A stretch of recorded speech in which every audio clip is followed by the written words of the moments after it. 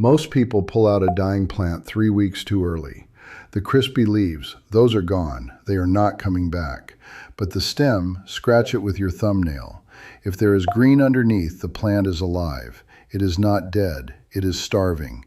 And 9 times out of 10, the exact thing it needs is already somewhere in your house, your yard, or your kitchen trash. Some of what follows comes from your breakfast table, some of it from your fireplace. One of them, I will warn you up front, comes from the bathroom. We will get there. Here is what most gardening advice gets wrong. A yellow leaf is not a death sentence. It is a message. Yellow at the bottom with green at the top means nitrogen. The plant is robbing its older leaves to keep the new growth fed. Yellow new leaves with green veins running through them means iron or magnesium.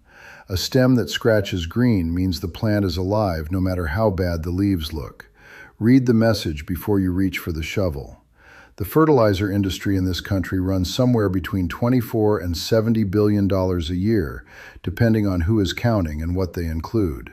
Not $1 of that goes toward the methods on this list. You cannot bottle a nettle patch. You cannot patent an eggshell. And nobody at the garden center has a financial reason to tell you about the methods that farmers used for 2,000 years before the first synthetic fertilizer bag was printed. What follows are 21 ways to bring a sick or fading plant back from the edge. Every one of them either has real science behind it or the kind of common sense that kept farms producing for generations before the chemical era. Let us get into them. 1. Fermented banana peel tea. Banana peels are roughly 42% potassium by dry weight, once fully dried, plus phosphorus, magnesium, and calcium. Potassium is the mineral that drives flowering, fruit development, and a plant's ability to manage water through its cells. A tomato short on potassium produces fruit that splits. A pepper short on potassium drops its flowers before they set. The tea is simple. 3 or 4 ripe peels, the spottier the better, chopped roughly and placed in a quart jar of dechlorinated water. Dechlorinated means tap water left uncovered overnight. Sealed the jar and the chlorine kills the fermentation. Loose cloth cover for 48 to 72 hours at room temperature. The water turns amber. That amber color is the potassium and other minerals moving from the peel tissue into the liquid. Dilute 1 part tea to 5 parts water. Pour at the root zone. Within a week, a potassium-deficient plant will show new growth that is structurally sound rather than wilted and thin. The mistake almost everyone makes is using green peels. The potassium concentration in an unripe peel is a fraction of what it is in a spotted, overripe one. The ripening process does the chemistry for you. Wait until the peel is soft and dark before using it. 2. Coffee grounds. Used coffee grounds contain roughly 2% nitrogen by dry weight, bound inside organic compounds that release slowly as soil bacteria break them down. A 2012 study led by Dr. Sean Townsend at Oregon State measured the nitrogen release from coffee grounds across a full growing season. The release peaked at 6 to 8 weeks and was still measurable at 16 weeks after a single application. That is sustained delivery no soluble synthetic can match. The bacteria consuming the grounds do not just release nitrogen and stop, they expand. Earthworm populations in coffee-amended plots tripled in the Oregon State research. Fungal biomass increased 47%. The grounds are feeding the entire soil biology, not just delivering one nutrient. Spread them no deeper than ½ an inch. Any thicker and they mat, form a crust, and repel water. ½ an inch raked lightly into the top inch of soil is correct. Apply every 2 to 3 weeks through the growing season. The myth worth clearing up. Used coffee grounds are not acidic. The brewing process pulls the acidic compounds out with the coffee. What remains in the filter sits between 6.5 and 6.8 on the pH scale. Neutral. This was documented in a 2011 study at Washington State University. The grounds will not harm your vegetables. They will help them. 3. Eggshell calcium acetate. Blossom end rot, the black sunken patch at the bottom of a tomato or pepper, is a calcium problem. Not a soil calcium shortage in most cases. A delivery problem. The calcium exists in the soil but cannot move into the developing fruit fast enough, usually because of irregular watering that disrupts the plant's water uptake. Adding more soluble calcium gives the plant a buffer. Cho Han-kyu, a Korean natural farmer who trained over 18,000 farmers across 30 countries in his lifetime, developed the clearest recipe for turning eggshell calcium into a form the plant can actually drink. Roast a handful of eggshells in a dry pan for 30 minutes until they turn faintly yellow. Roasting removes the membrane that would otherwise rot. Crush them coarsely. Place 1 part shells in a glass jar with 10 parts white vinegar. Cover with cloth, never a sealed lid. The reaction produces carbon dioxide. A sealed lid will break the jar. Wait 7 to 20 days until the bubbling stops. Strain. The result is calcium acetate, calcium carbonate converted by the acetic acid into a fully water-soluble compound. Dilute 1 teaspoon per gallon of water. Spray on leaves or pour at the root zone just before flowering and during fruit set. This will not cure a tomato that already has the black patch. That fruit is finished. But every fruit that develops after the application will be clean. 4. Wood ash.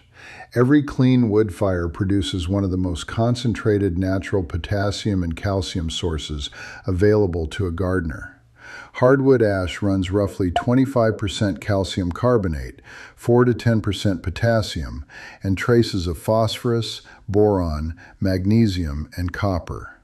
The rules matter here because wood ash used incorrectly causes real damage. Rule 1. Never apply to acidic-loving plants. Blueberries, rhododendrons, azaleas, camellias. Wood ash raises pH. It will kill the soil conditions those plants require. Rule 2. Never apply to potatoes. There is a soil organism called Streptomyces scabies that causes potato scab, the rough, corky patches on the skin. Wood ash favors that organism. You will grow a beautiful crop of ugly potatoes. Rule 3. 20 pounds per 1,000 square feet per year maximum. 1 5-gallon bucket spread over a small backyard garden. More than that tips the soil chemistry too far. Rule 4. Never burn painted wood, plywood, treated lumber, charcoal briquettes, or glossy paper and apply the ash to food crops. Clean hardwood only. Applied correctly to slightly acidic soil, wood ash greens up brassicas within weeks and strengthens fruit on tomatoes and peppers by supplying the calcium that holds cell walls together. 5. Epsom salt. Magnesium sits at the center of every chlorophyll molecule in every green leaf. No magnesium, no chlorophyll. No chlorophyll, no photosynthesis. When magnesium runs low, leaves yellow between the veins while the veins themselves stay green. This pattern, called interveinal chlorosis, is the signature of magnesium deficiency specifically. Epsom salt is magnesium sulfate, available at any pharmacy, any grocery store, any garden center in the country. 2 tablespoons dissolved in 1 gallon of water, applied at the root zone, delivers a direct magnesium correction that can reverse the yellowing pattern within days on a plant that is actually magnesium deficient. A 2018 study at Iowa State measured chlorophyll response in magnesium-deficient plants treated with Epsom salt solution. Measurable chlorophyll increase within 10 days. Visible color shift within 2 weeks.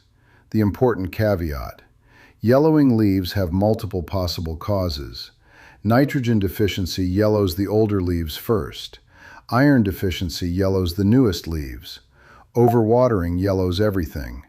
Epsom salt corrects magnesium deficiency specifically. When the cause is something else, adding Epsom salt will do very little.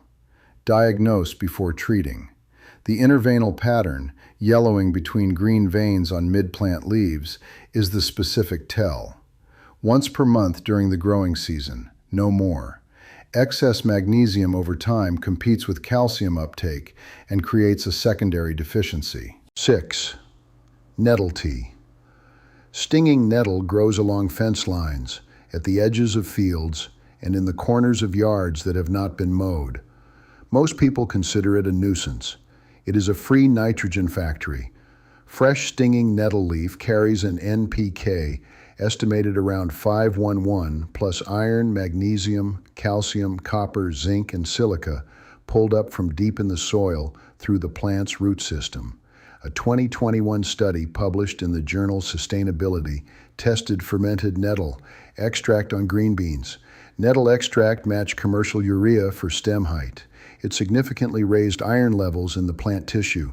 The recipe: wear gloves. Stinging nettle stings. Cut the above ground material, about a pound, into a 5-gallon bucket. Do not pull the roots. Leave them in the ground and the plant regrows within weeks. Fill the bucket 3/4 with dechlorinated water. Cover loosely. Stir every couple of days. After 10 to 14 days, when the smell shifts from sharp to earthy, strain the liquid and compost the spent leaves. Dilute 1 part tea to 10 parts water for soil drench. 1 to 20 for foliar spray. Apply every 2 weeks on leafy greens, brassicas, and tomatoes in their early growth phase. 3 things to avoid. Do not use it on legumes which fix their own nitrogen and do not need the addition. Do not use it on root crops, and do not use it on tomatoes once they start setting fruit, or you will end up with giant plants and very small tomatoes. The mistake people make is smelling the fermentation on day 3, deciding it is not worth it, and throwing it out. Yes, it smells. Put the bucket somewhere downwind and leave it alone. The smell is the proof the bacteria are working. 7. Comfrey concentrate. In the 1950s, an Englishman named Lawrence D. Hills spent 20 years on a research farm in Essex testing varieties of a plant most American gardeners walk past without recognizing. Comfrey. The variety he identified, strain 14 from Bocking, was sterile so it would not spread uncontrollably, rust-resistant, and carried 2 to 3 times the potassium of farmyard manure. Comfrey sends its taproot 5 or 6 feet into the subsoil. Down there, it mines potassium, calcium, silicon, and magnesium that nothing shallow-rooted can reach. It pulls those minerals up into its leaves. Cut the leaves 4 or 5 times a season, and you have the most mineral-rich plant material in the garden. Hills's recipe skips the smelly water fermentation most gardeners attempt. Pack chopped comfrey leaves tightly into a bucket. Place a brick on top. Drill a hole in the bottom of the bucket. Elevate the bucket over a collection container. No water added. Over 2 to 3 weeks, the leaves break down under their own weight, and a dark, nearly odorless concentrate drips out the bottom. Dilute 15 to 1 with water. Pour at the root zone of any fruiting or flowering plant. Do not apply comfrey concentrate to lettuce, spinach, or root crops. The high potassium pushes them to bolt or grow distorted. And use only Bocking 14. Common wild comfrey spreads aggressively from seed, and you will never be rid of it. Buy Bocking 14 root crowns from a reputable heirloom supplier. Plant them once, and they feed the garden for 30 years. 8. Fish amino acid, tisquantum, remembered in American history as squanto, taught the Plymouth colonists to bury a fish under each hill of corn. That was not folklore. It was the original slow-release amino acid fertilizer. Fish protein, broken down by soil bacteria, produces nitrogen. The roots can absorb almost immediately, without the 2-week mineralization lag that synthetic nitrogen requires. The Korean natural farming version is called fish amino acid. Layer fish scraps, heads, guts, and frames of oily fish like mackerel or sardines, 1 to 1 by weight, with raw brown sugar in a plastic or clay bucket. Cover with cloth, never a sealed lid. The gas produced during fermentation will rupture a sealed container. The fish liquefy within days, usable in 7 to 10 days, fully cured in 2 months. The finished liquid smells oddly sweet, like soy sauce, because the brown sugar feeds bacteria that suppress the fish rot odor. Apply 1 teaspoon of finished fish amino acid per gallon of water. Pour at the root zone or spray on leaves once per week during the vegetative growth stage. Stop once plants start setting fruit. Excess nitrogen at fruit set pushes the plant to produce foliage instead of finishing the fruit. The mistake people make is using a sealed bucket, and ending up with fish remains on the ceiling of the shed. Cloth cover, always. 9. Seaweed extract. Liquid seaweed extract has more peer-reviewed research behind it than any other natural plant input on the market. 40 years of university studies in Canada, South Africa, and the United States. The reason is not just what is in it, it is what it signals. Seaweed is loaded with natural plant hormones, cytokinins that tell a plant to push new shoots, auxins that drive root growth, gibberellins that control flowering, betaines and amino acids that help a plant survive heat, cold, drought, and transplant shock. This is not fertilizer in the nitrogen, phosphorus, potassium sense. It is a biological signal. You apply seaweed to a half-dead transplant and you are telling the plant to calm down, grow new roots, and get back to work. A 2013 study at Dalhousie University showed that within 24 to 96 hours of seaweed application, the plant's own hormone-producing genes start firing harder. A South African researcher named Van Staden documented that cabbage transplants dipped in seaweed had 33% more leaf weight 4 weeks later. Buy commercial liquid kelp from any garden center or brew your own if you live near the ocean. Rinse collected seaweed twice in fresh water to remove salt, chop it, fill a bucket halfway, cover with water, ferment 2 to 3 weeks, strain and apply at 1 to 2 ounces per gallon.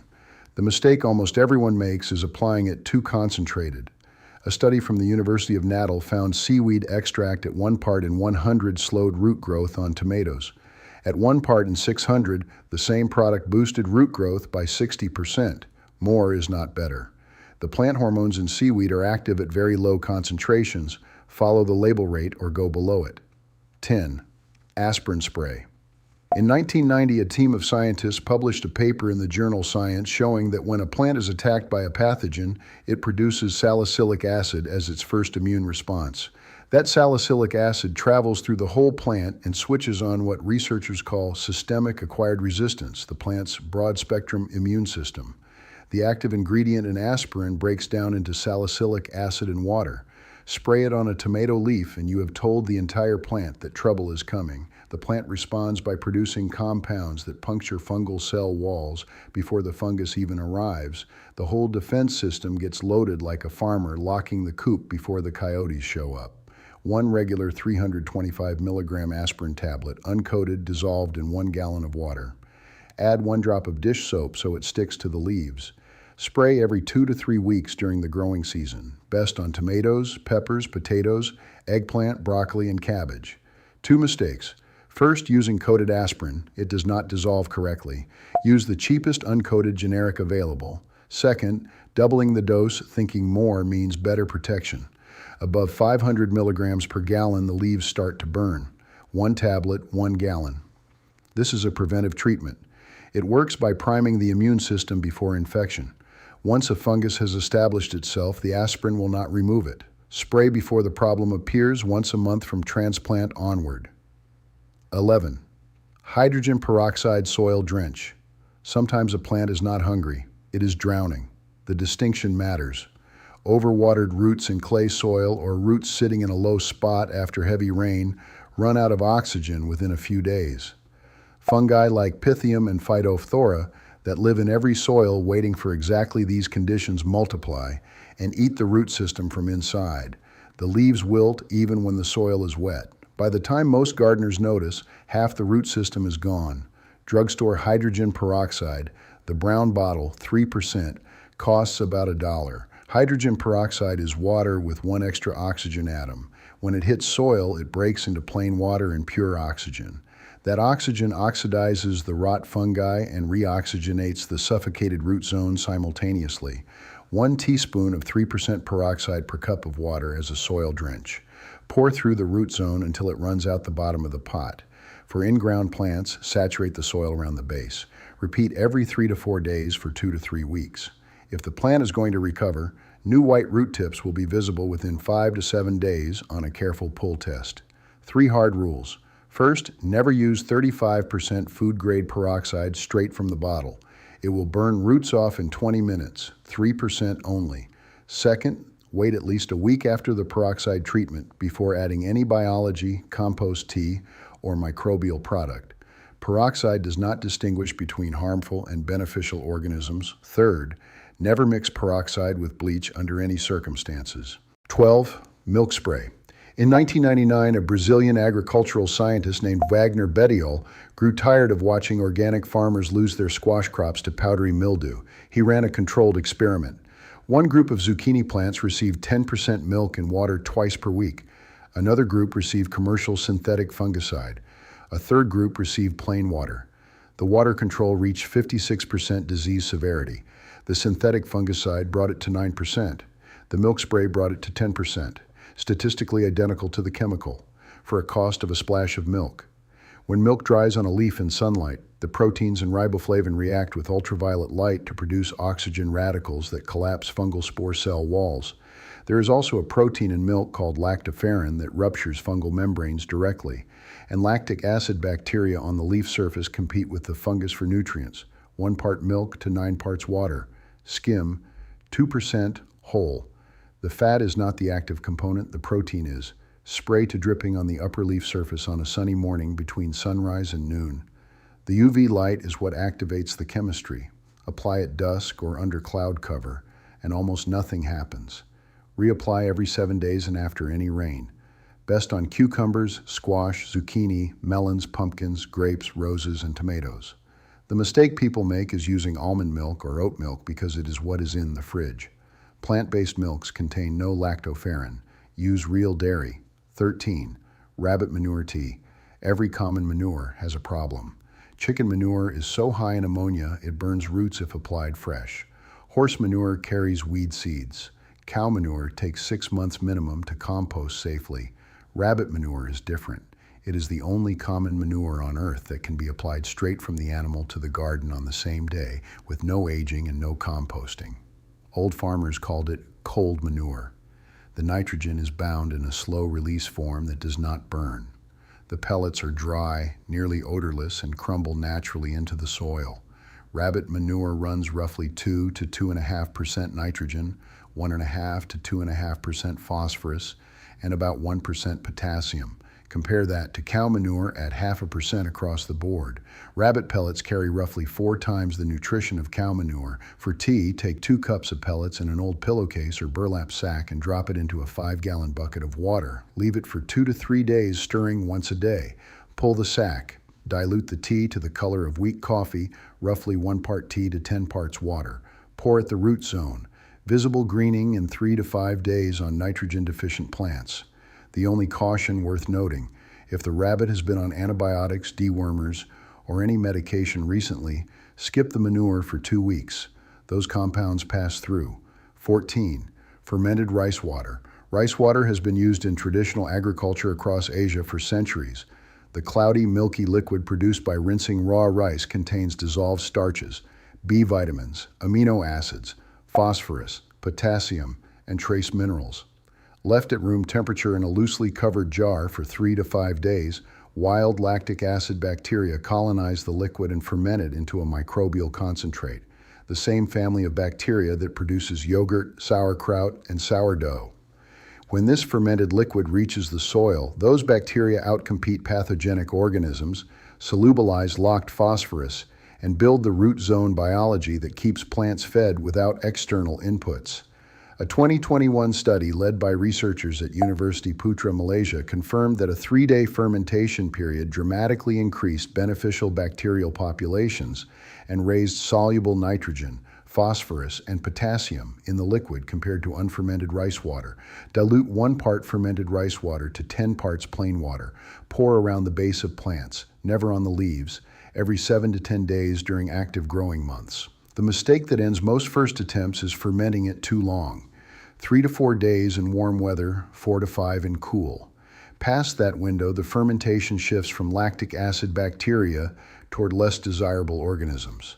The correct smell is mildly sour and slightly sweet, like sourdough or mild yogurt. A sharp, foul, or strongly unpleasant smell means the wrong organisms won. Discard it and start over. 15. Blackstrap molasses drench. Most gardeners who hear about molasses as a plant input immediately wonder if they have misread something. It is the right information. Blackstrap molasses, the dark, dense byproduct of the final boiling of sugarcane, contains iron, calcium, magnesium, potassium, and concentrated simple sugars.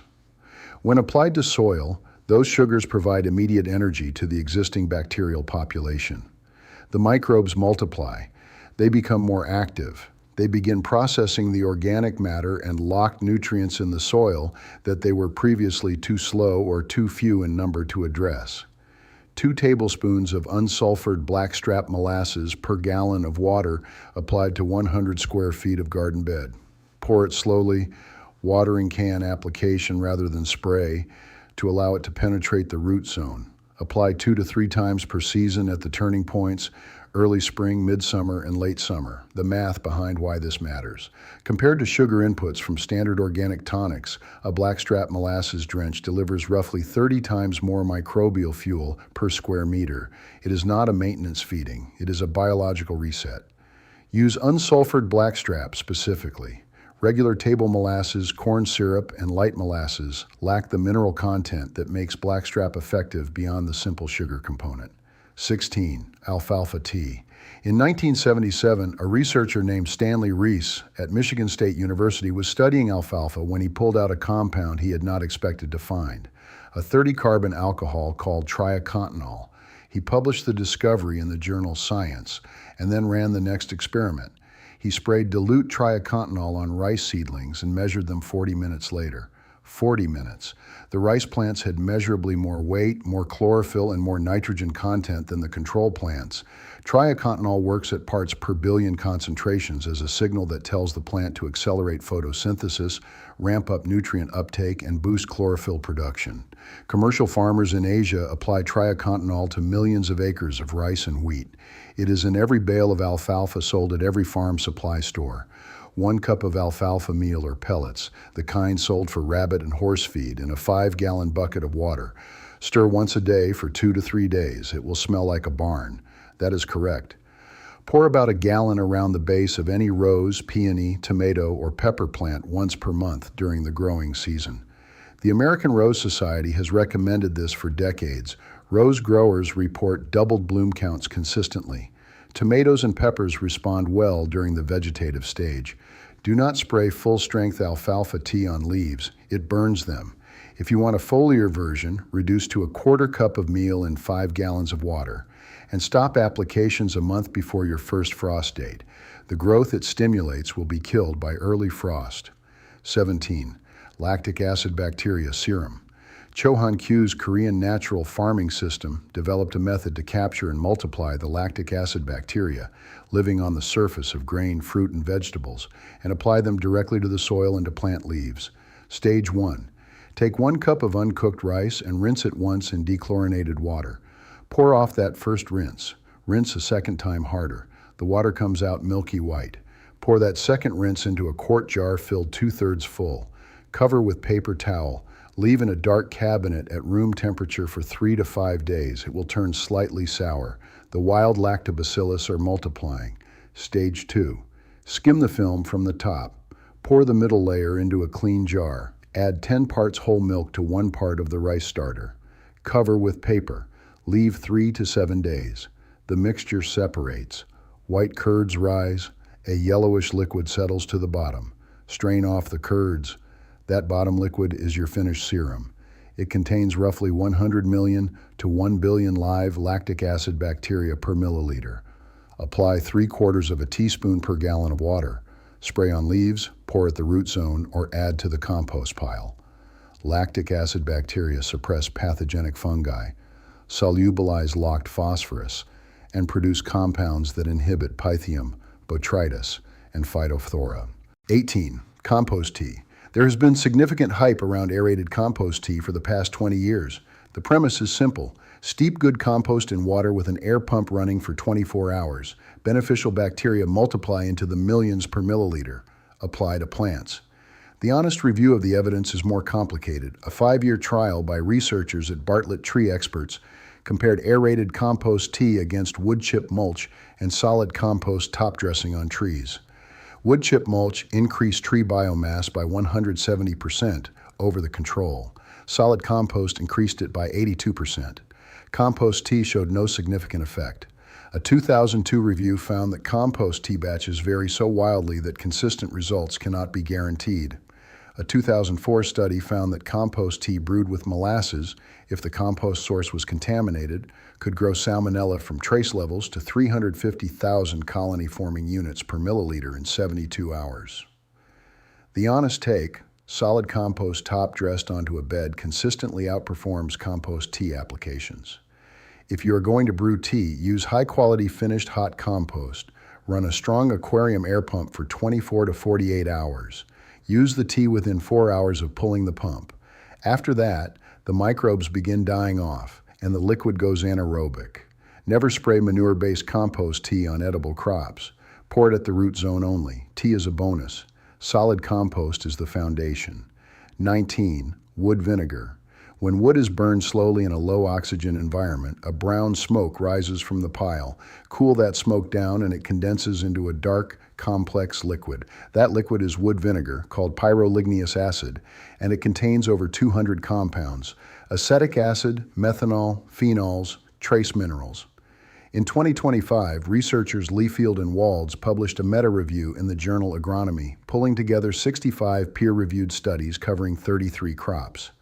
The average yield increase across those studies from wood vinegar application was 21%. Plant biomass went up 25%. Fungal disease was suppressed at the same time. You cannot easily make this at home without a charcoal kiln. Buy it. Good wood vinegar comes from bamboo or hardwood aged at least 3 to 6 months. A quart costs less than a small bag of synthetic fertilizer.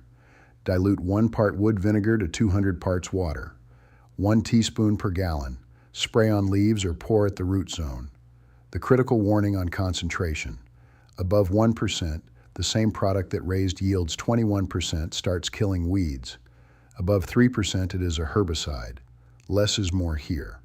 Stick with the 1 teaspoon per gallon rate. For tomatoes with early blight, peppers with leaf spot, or melons fighting fungus, this is the first liquid to reach for. 20. Worm casting tea. Norman Arancon spent years at Ohio State and the University of Hawaii running controlled field trials on vermicompost. The finding repeated across tomatoes, peppers, strawberries, lettuce, and ornamentals. Vermicompost outperformed regular compost on yield, growth rate, and disease suppression. The active components are humic acids, fulvic acids, and a community of plant growth promoting bacteria that worms cultivate specifically in their digestive systems. For liquid application, place 1 cup of finished worm castings in a mesh bag or old sock. Suspend it in a 5-gallon bucket of dechlorinated water. Add 1 teaspoon of unsulfured molasses. Run an aquarium air pump through the bottom for 24 hours. The aeration multiplies the beneficial bacteria. Without it, you get muddy water and very little biological activity. Use the tea within 4 hours of stopping the pump. The microbes begin dying off when the oxygen runs out. Dilute 1 part tea to 5 parts fresh water. Pour at the root zone every 2 weeks. Honest note, the peer-reviewed evidence on worm casting tea is thinner than on solid castings. A 1/4 cup of dry castings top-dressed around a plant gives more consistent results than the tea. Do the tea when you want faster root zone delivery. Do the solid castings when you want reliability. Do not spray manure-based compost tea on leafy greens you plan to eat raw. 21. Diluted urine. The Rich Earth Institute in Brattleboro, Vermont has been running the only community-scale urine recycling program in the United States since 2012. They collect roughly 12,000 gallons per year and run controlled field trials with local farms. Hay yields from urine-fertilized fields matched yields from synthetic fertilizer. Published in peer-reviewed journals. Collaboration with the University of Michigan and the University at Buffalo. Fresh, healthy human urine is 95% water. The rest is urea, small amounts of salt, and trace minerals. The NPK averages around January 2nd, 11, comparable to commercial liquid fertilizers. In Switzerland, a research institute developed the world's first government-approved urine-based commercial fertilizer in 2018. The Romans collected public urine and taxed its sale. Amish and Mennonite farmers have used it for generations. Every farming culture older than 4,000 years recycles it. Dilute 1 part urine to 10 parts water. Pour at the root zone. Never on leaves. Never on the edible parts of crops you will eat raw within 4 months. Best on corn, lawn grass, brassicas, leafy greens planted for cooking, and fruit trees. For raw-eaten crops like lettuce or strawberries, the World Health Organization protocol is to store urine sealed in a closed container at room temperature for 6 months first. The urea breaks down to ammonia, which eliminates potential pathogens. For crops cooked before eating, 1 month of storage is sufficient. The mistakes: applying it undiluted causes saltburn, using it on potted plants where salts accumulate rather than leach through, and dismissing it simply because the source feels unfamiliar. It is one of the cheapest, most studied, and most historically used fertilizers in agricultural history. A few things worth saying before you go. Do not try to use all 21 of these at once. Pick 3 or 4 that match your situation, your kitchen output, and your animals if you have any. If you keep chickens or rabbits, the manure methods are the easiest wins. If you drink coffee every morning, the grounds are already being produced. If you have a lawn with comfrey or nettles growing at the edge, you have a free potassium and nitrogen source no garden center can match. Apply foliar sprays in the early morning or late evening, never at midday in direct sun. The active compounds evaporate before the plant can absorb them, and some will burn leaves in concentrated midday heat. Dilute everything. More is almost never better. The plant hormones in seaweed work at trace concentrations. The bacteria in fermented rice water colonize at the dilution, not the concentration. Wood vinegar becomes a herbicide above 1%. The nutrient in aspirin burns above 500 milligrams per gallon. Every method here has a correct dose and an effective dose, and they are usually the same thing. Test on a few plants before committing the whole garden to a new method. Write down what you did and what you observed. The plant will tell you what it needed. Yellow at the bottom means nitrogen. Yellow new leaves with green veins means iron or magnesium. Black patches on tomato bottoms mean calcium delivery. Wilting with wet soil means roots without oxygen. The fertilizer industry was not built because synthetic products work better. It was built because they can be patented, packaged, and put on a shelf. You cannot do that with a nettle patch or a rabbit hutch. Every method on this list was used by farmers for generations before the first synthetic bag was printed. The science confirms why they worked. You now have both. Go look at the plant in your garden that you are about to give up on. Scratch the stem. If it is green underneath, it is not dead. It is hungry. And the thing it needs is probably already in your kitchen.